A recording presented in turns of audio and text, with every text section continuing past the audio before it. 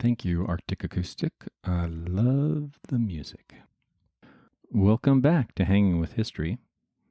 This is Season 1, That Miracle That Happened, That One Time. And this is Episode 49, Muggles, Ranters, and Diggers. This is the first part of a 2-episode discussion of lower-class intellectual movements during the Revolutionary decades. We have Raoul Sunset as a guest for these 2 episodes. This is your 3rd time on the podcast. Last one was episode 25 when we introduced the minimally murdery concept, a really useful idea that I've referred to time and again. Glad to have you back. Good to be back. When I first started planning this part of the podcast, I thought of a funny episode playing on the many names of the radical groups that stepped out of the dark shadows of censorship into the bright sunlight of the 1640s and 1650s, the revolutionary decades. Muggletonians, Grindletonians, Diggers, Ranters, Levelers, Socinians, Bayamites, and Fifth Monarchists. Really, these names sound like something out of a Harry Potter book. But then I began to find myself strangely empathizing with them. This shift of mood started when I came across a comment from Milton to the effect that all these weird sects were the result of poor people being kept in ignorance by the bishops. And that really made me go, because these really did seem like people trying to make sense of our confusing universe in an environment of serious censorship, where open discussion and exchange of ideas was just impossible, where there seemed to be so much wrong with the official version of things that perhaps you have to question everything. And it was before there was a widely known Baconian scientific way forward. They mostly had a strong religious element, but some were mainly political. And there were groups that pre-existed them before 1640. The family of love was one. The Lollards also, of course, have been around since the late 14th century. And it would be fair to say that they were under continuous evolutionary pressure, and it might even be fair to say that they evolved into some of these other groups or series of groups. Just a reminder, essentially everything that came out of the Reformation intellectually was already thought of by a British philosopher named John Wycliffe in the 14th century. Some people took his ideas, elaborated and ran with them, and got burned for their pains. These were termed Lollards. As usual with these names, it started out as a slur, and they remained a hidden sect, strong among weavers and other artisans. Because the Lollards came along before the successful Reformation, basically all their beliefs were heretical by definition. But they generally did not get burned until they started arguing that priests don't have magical powers to transform bread into anything. In fact, priests lack magical powers entirely. The family of love was an aristocratic intellectual group where they originated on the continent, but in England it was more of a plebeian group, with its message carried by itinerant mechanics and artisans. Some historians have worked on the concept that the family of love eventually became the Friends, better known as Quakers, although, interestingly enough, the Quakers themselves, in their own history, don't push this line. One of the main problems we have in understanding these lower-class nonconformists is that they were basically illegal. During the 15th century, Wycliffe's followers, the Lollards, as we've said, were very often burned whenever they were found. So they had to go underground, pass their handwritten tracts and Bibles from hand to hand, and so, of course, not much survives. The familists had similar problems, and they adopted an interesting strategy to survive. When challenged and given the opportunity, they would recant. This is very unheroic. These are not Fox's martyrs, but has the advantage that you could avoid being burned. And recanting was easy if the core reason to do it was the high contempt in which you held the religious authorities. Do you get this? The religious authorities are just scum, corrupt, worse than useless. They actively interfere with salvation, but they have power in this life. So you say whatever you might need to in order to live and continue your work. For example, if subject to a street robbery, you might lie and say you don't have any money, as I once did, and walked off unmolested. And this is the approach the family of love often took. I mean, come on. That sounds pretty reasonable. Just as a digression, this reminds me of Immanuel Kant and his axe murderer. Remember that one? Kant gave the example that if an axe murderer comes up to you carrying his axe and asks you where your friend is, you must tell the truth. If you tell the truth, and even if your friend is horribly murdered, you are not responsible because you told the truth. But if you lie, and some bad consequences come from that, as if, say, you lie badly, and your lie accidentally results in the axe murderer finding your friend and murdering her, then you are responsible for that murder because you lied. There's an idea. Something to chew over when you have free time. Try bringing it up whenever you run out of small talk. Hey, didn't Ayn Rand say it is no coincidence that Eichmann was a Kantian? Yeah, it's tough on continental philosophy that so many influenced Nazis, and some of the big names are out-and-out swastika-wearing Nazis. So let me remind you of the historical context for a lot of this. The Church and later the Church of England demanded outward conformity most years. There was serious censorship, but we know that under the surface, these heretical religious and political groups were there because we have records of their persecutions. And this isn't great evidence for the beliefs of the heretics, because church prosecutors may not have been overly concerned with accuracy. And we also have some other little hints, like a large gathering of familists in Colchester in 1555, where people from far and wide came to that meeting. But then something really momentous happened. Censorship broke down in 1640. Laud went to prison and then the scaffold. And although Presbyterians were occasionally interested in cracking down on radical nonconformist beliefs, the Civil War was actually won by independents, Cromwell, and the New Model Army. They believed in radical toleration for Protestants and no persecution for religious views. That was a historical accident, if you believe in accidents, that power came into the hands of people who believed deeply in religious toleration. So suddenly, all these people could step out of the shadows and into the light of history, publish freely, and form communities. And possibly the world's greatest writer, John Milton, would stand in front of them all and defend them. He would defend them beautifully and skillfully, over and over with works like Areopagitica. His defense of free speech has intellectual and artistic weight that stands to this day.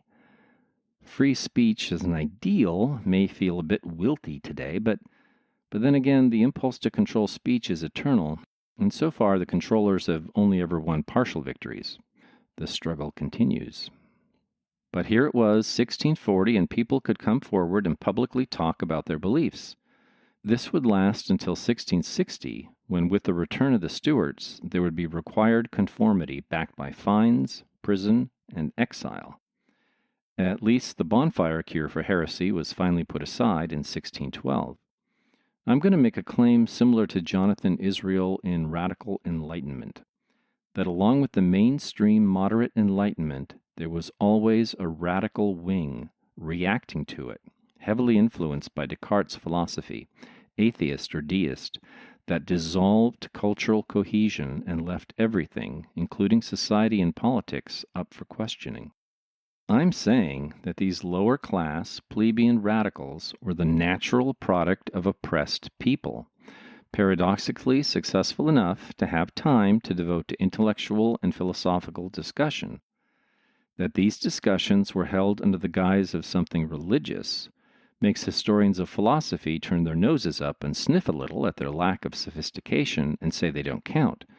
Well, the universities were under the thumb of ecclesiastical authorities, and so the radical wing could not thrive there. By necessity, these ideas would be wearing rough, plain, homespun clothing. I've been telling you about Puritan education and psychology for a while now, and it's possible the results of the Puritan approach to understanding the human mind and its operations led directly to intellectual innovation and a radical wing within their movement, in part from logic and in part from the express freedom to think for yourself, a natural result of their radical individualism. I feel like great thinkers like Jonathon Israel are at least partly in my corner on this. Here's a quote before we get into the sects. Quote, England, with the intellectual ferment and proliferation of sects resulting from the Civil War, the hitherto prevailing pattern of confessionally regulated cultural cohesion progressively disintegrated, initiating one of the most decisive intellectual and cultural shifts in Western history. Let's step into some of these ideas. These are some themes of continuity among lower-class radicals through time. Christopher Hill has suggested these. One is anti-clericalism. Most basically, this idea is that lay people are just as good as priests or ministers. It's often extended to rejecting bishops, tithes, and a state church. And this all makes sense because you are outside the state church, so it only makes sense to reject the mandatory tithes and the administrative apparatus, which to you is only oppression. You probably believe in mechanic teachers and the Spirit of God is more important than any academic training. You might also believe it's fine for there to be women preachers. Certainly there were many among the Lollards, Quakers, and even Tyndale thought women with the Spirit could preach. 2. Focus on the Bible and its text interpreted by individual conscience. And this provided political weapons to criticize the national church. You might believe that sacred buildings are nonsense. Ceremonies are merely social occasions. You might agree with Wycliffe that punishment, whippings, fines, and humiliation by church authorities is anti-Christian. The Levelers used a rhyme, when Adam delved and Eve span, who then was the gentleman? That rhyme was commonly heard for a while, and it suggests a radical equality of persons. Taken to an extreme, it provided the diggers with their notion that all property should be held in common. It's really interesting that this idea is happening at this historical inflection point. When science and technology was leading us to a period where creating new property, we might say value now, becomes more important than existing property, mainly land, but if you mentally have it backwards, and this is a common cognitive error, then distribution of property actually seems important. I think you need to be careful here, given where real estate prices are, especially in the San Francisco Bay Area. 3. Millenarianism. Well, this idea that the second coming is close in time was common to many sects. Elizabeth was suppressing people like this back in the 1590s. The Fifth Monarchists, Grindletonians, and Familists all had this tendency. 4. Pelagianism. Well, to be fair, probably these lower-class heretics never heard of Pelagius, and we don't know if they cared about Arminius at all.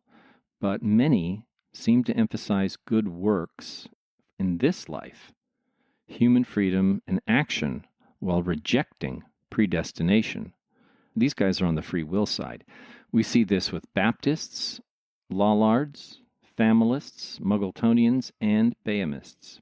And at least some of these recognize that the human choice between good and evil was necessary to save, absolve, God from the responsibility for evil.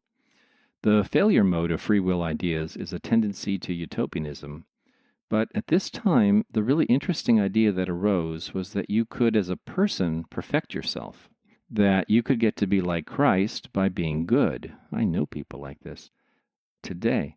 That metaphorically, you could be Christ as in the old Arian heresy from back in the 5th century.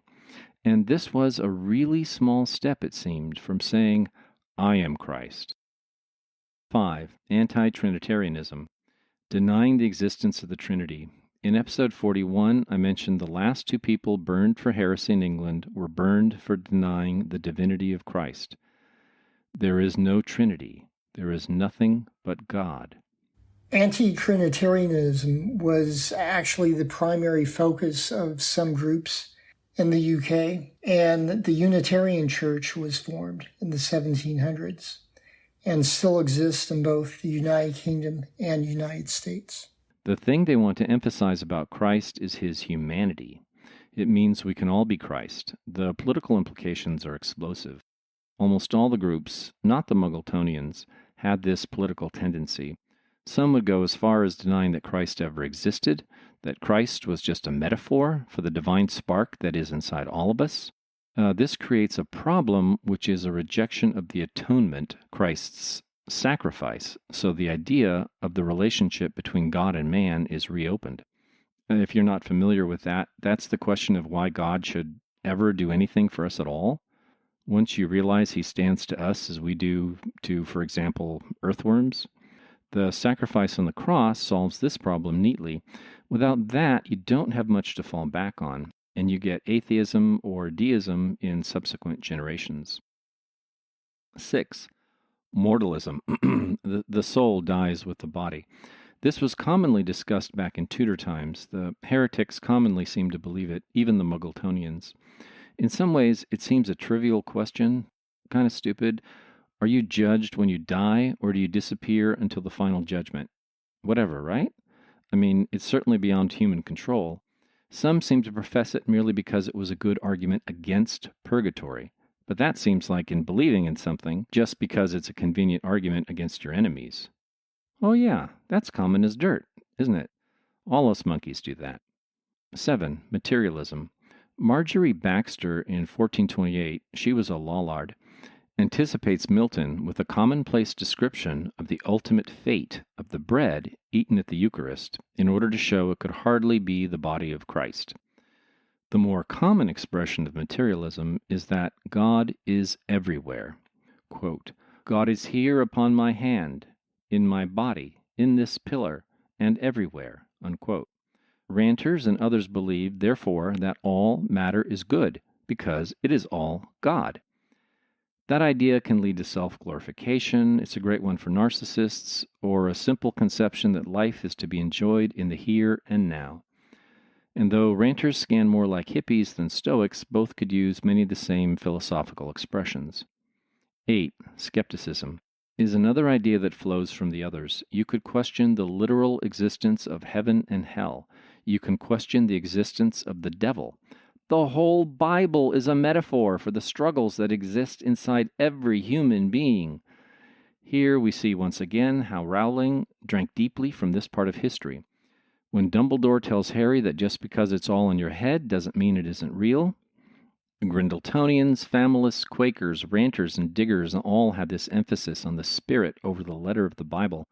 This would extend to the idea of marriage as a civil affair only, not involving God. 9. Hermeticism. When the Hermetic texts were discovered in the 15th century, they were understood to be pre-Christian speculations on the nature of God. Spoiler, they weren't. But people loved them. They supported the idea of magic, an idea exploited by faith healers, but also other magics and the existence of wizards. So the lower classes loved that part too. But the notion of a secret body of knowledge known only to initiates also appealed to top intellectuals like Francis Bacon, Harriet, and Walter Raleigh. Actually, this was really popular, and this popularity and almost universal appeal led me to speculate in episode 34 that now that Nick Bostrom has practically demonstrated the existence of a creator, some kind of hermeticism will follow. And we'll end the list of common tendencies here. After 1640, ideas could come out in the open, and free debate would lead to a great deal of change and modification of ideas. You probably want to hear about the specific groups. Dude, seriously, you've got to talk about the Muggletonians. They were named after one of their two founders, Ludovic Muggleton. For the lovers of poetry out there, many believe William Blake was deeply influenced by Muggletonians, and Christopher Hill says that they were the closest sect to Milton's views. Let me get to the comical stuff. They believed that heaven was right up above us, maybe 5-6 miles up. God was between 5 and 6 feet tall. God came to one of the founders and gave him an absolute power to bless and damn people. And Muggleton was given the ability to speak God's words. They argued a lot with the early Quakers, and some of this degenerated into a blessing and damning war in print with the early Quakers. Moses and Elijah looked after heaven whenever God is away, keeping the plants watered, making sure the cherubim are fed, that sort of thing. God is this limited being. And there's the doctrine of the two seeds, where one consequence of God tossing Lucifer out of heaven was that Satan impregnated Eve, resulting in Cain. And later mixing ensures that all of us have the two seeds within us. The seed of the woman, giving comfort and faith, and the seed of the serpent, providing desire and reason. Now, it's easy to dismiss religious groups who have object-level beliefs we find ridiculous, but I want to say that I find this an incorrect approach to life. A more meta view where you look at how people behave and interact with the world makes more sense. I say this because I have an unusually large experience with Mormons, who do have some odd object-level beliefs, but as co-workers and neighbors, I say, give me more Mormons. That's my life.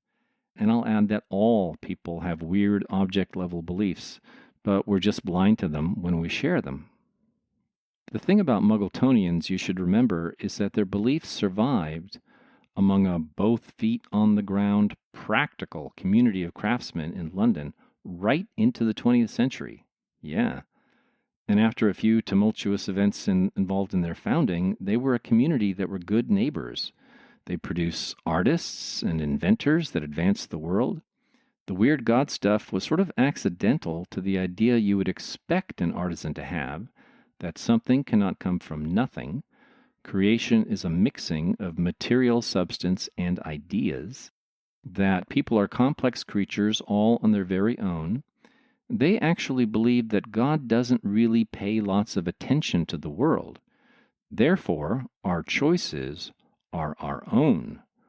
And when we feel bad for something we've done, that's our own conscience delivering its verdict, not the voice of God in our head. To get that, a limited effect of God, they needed a limited God. And this kind of tones down the extreme importance of living with conscience that maybe added a hysterical component to Puritanism at times. I think that hysterical component regularly turned people away from Puritanism. And we'll cover how the turn from predestination to valuing human action later enabled the miracle. Yeah, you've already talked about how Calvinism was a super doctrine, but also self-defeating. The Puritans already valued human action highly, but you haven't gotten around to valuing human action in a context free of Puritans. We will, though I might assert we're never free of Puritans in the negative hysterical sense. They will always be there, though their names change with the generations. I think that's possibly a monkey curse evolution has given us to live with. This whole chain of reasoning reminds me of the Sethians in Patrick O'Brian's Aubrey Maturin series. Do you remember them? They have a belief that Seth, one of Adam and Eve's children, was given a raw deal in the Bible. There were actual historical Sethians, but they don't matter. The Sethians in the books are here to tell us a story about religious sects in England. One Sethian religious practice is teetotaling, no alcohol. That's a pretty common one in the world for obvious reasons, but it leads the Sethian seamen to trade away their lime grog, really lemon, to the other crewmen, and this causes them to come down with scurvy, reducing the efficiency of a warship in wartime. And the officers can't have that, even though they're prepared to tolerate everything else about the Sethians. And then Patrick O'Brian does something brilliant, showing off his talents as a writer of absolutely the highest level. He has the officers deciding to force-feed the grog to the Sethians, curing their scurvy, and the Sethians, alcohol really is pleasurable, decide that they can go along with it, reconciling their doctrine with some convenient logic. So there's a little bit of, ha-ha, make fun of the weirdo beliefs. Is that the brilliant part? No. The brilliant part comes from a Straussian reading, what is never said but reveals everything.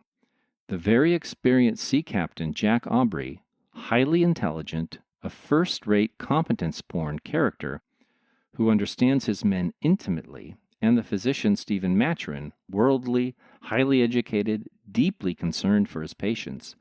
Neither of them ever even think about just giving the Sethians the lime juice directly without the grog, showing how equal we are in our bizarre, unexamined ideas. Jack and Stephen, and by extension you and I, are no better than the Sethians, and when we feel superior to them, it is we who are the fools. What about Grindletonians? We'll cover them next week, at the beginning of Muggles, Ranters, and Diggers, Part 2, The Return.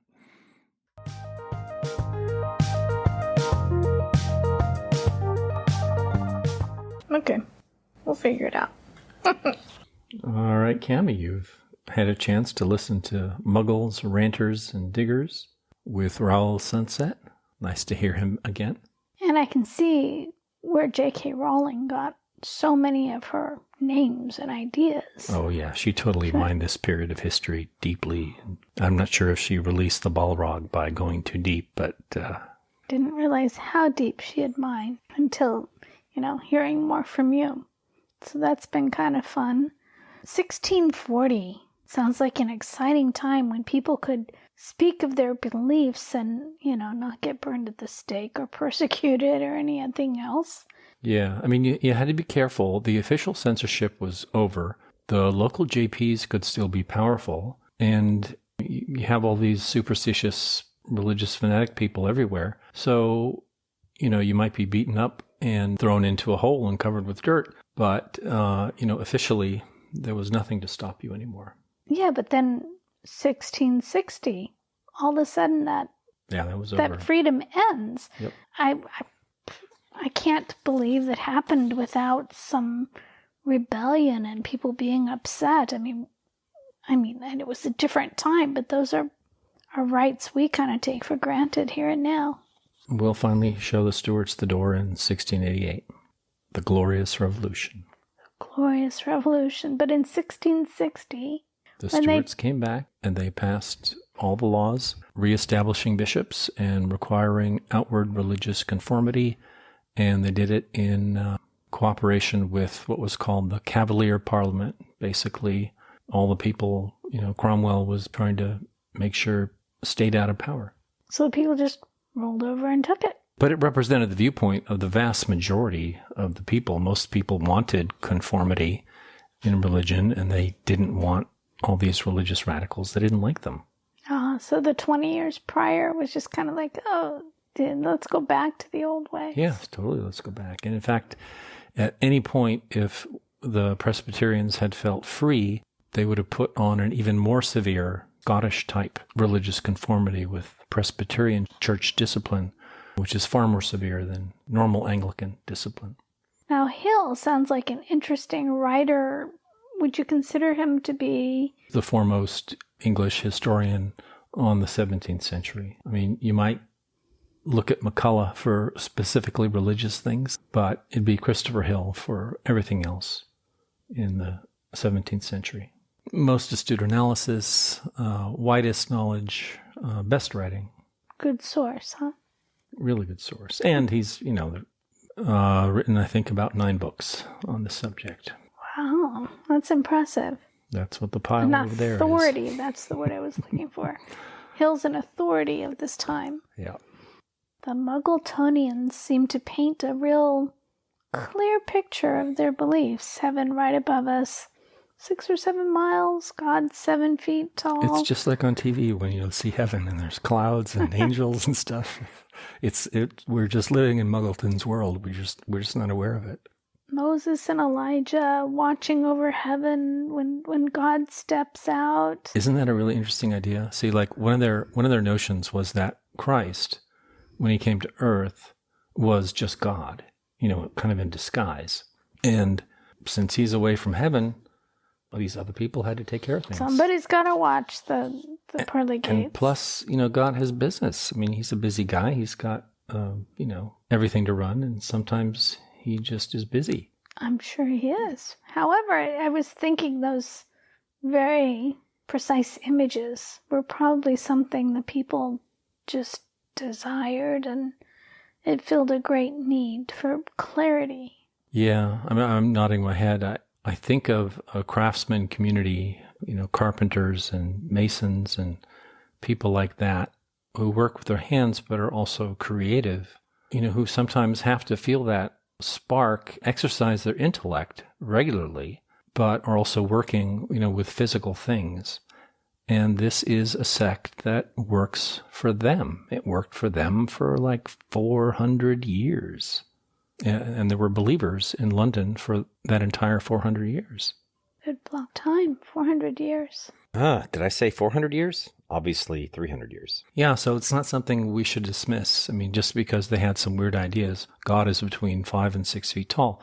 Well, that's, humans are made in the image of God. So, of course, that's about God's size. It's extraordinarily literal. But this notion that divinity is limited because, you have in your own experience that inspiration, like when you're on the job, is limited. People can be complex without factoring in God as something going on in your mind. I can see the appeal. Lots of answers to the questions. Yeah. They didn't have churches. They did buy some real estate, though. And when the Muggletonians were finally wrapped up after the last one died in, I think, the 1970s, they had a small real estate empire because, of course, any building in London is very valuable. But most of the time, they would meet on picnics. They would go on excursions to the seashore. They would meet in the back rooms of pubs. They were very unassuming, and if you didn't know it was a religious gathering, there would be no way for you to tell. Some of their notions seem to ring home, like our choices are our own. Jack Ombre, the sea captain, forcing the grog. Yeah. That's quite an amusing picture. Open up. There's the funnel. I wonder why he didn't just give them the water with the citrus. I always wondered that too, but... Making a point? The only justification I could think of is the trading, that everyone got the grog as part of their pay, basically. Right, it was an allotment. Yeah, it was a benefit. And if you didn't drink it, well, then you could trade it away and then somebody else would drink it. And it was already a lot. They were given a lot every day. And so if they traded it away, somebody would be drinking, too much. But I wanted to keep the sailors happy. Sea other than that, there's no logic. It's totally, I think, deliberately intended to tell us that Jack and Stephen, despite the fact that we're rooting for them, that they seem are always able to get out of any difficulty, just can't think their way through this because everybody has a lot of dumb beliefs. This is true. We all have our own. Yeah, and we just don't see them. We're just totally blind to them. I won't argue that. Very true. The Jack Ombre story, I can almost hear in the background. The old sea shanty. What do you do with a drunken sailor? What do you do with a drunken sailor? What do you do with a drunken sailor? Early in the morning. Yeah. All right. Thanks, Camie.